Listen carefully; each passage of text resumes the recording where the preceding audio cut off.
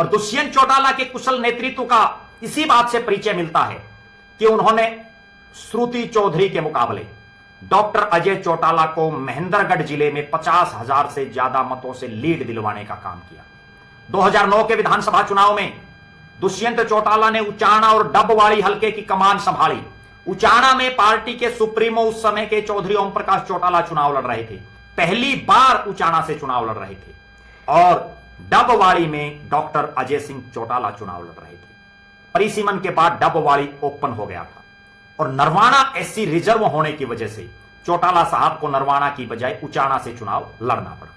और दुष्यंत चौटाला की अथक मेहनत की बदौलत, चौधरी ओम प्रकाश चौटाला और डॉक्टर अजय सिंह चौटाला के नाम की बदौलत दोनों हलकों में इनेलो के प्रत्याशी विजयी हुए।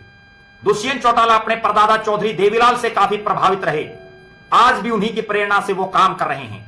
जो भी उन्हें चौधरी देवीलाल से जुड़ी हुई कोई बातें बताता है, कोई किस्से बताता है, वे उन्हें न केवल बड़े ध्यान से सुनते हैं बल्कि अपने जीवन में उतारने का प्रयास भी करते हैं। 16 जनवरी 2013 के बाद से दुष्यंत चौटाला हरियाणा प्रदेश की राजनीति में सक्रिय हुए। पूरे प्रदेश में उन्होंने युवा सम्मेलनों में को आयोजित किया, उनमें हिस्सा लिया।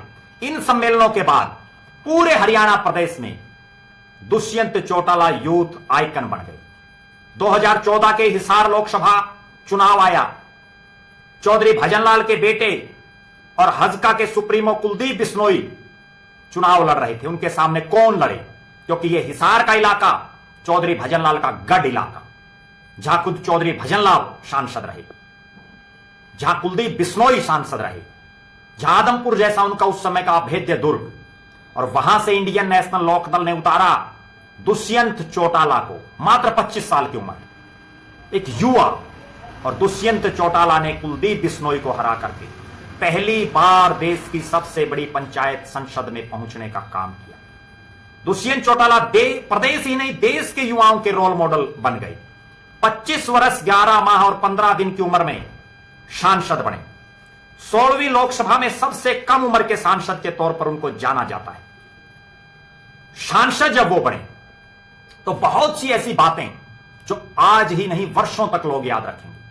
हिसार लोकसभा का एक बहुत बड़ा इलाका जो सूखे से ग्रस्त है, जहां पानी पीने के लिए भी नहीं रहा, वहां उन्होंने पानी पीने के टैंकर अपने संसदीय कोटे से पहुंचाए। एक और बहुत बड़ा काम दुष्यंत चौटाला ने किया। खेतों की ढाणियों में वर्षों से जो लोग बस रहे थे और जो बिना लाइट के जीवन वहन कर रहे थे, उन ढाणियों में दुष्यंत चौटाला ने अपने संसदीय कोटे से लाइट, बिजली पहुंचाने का काम किया।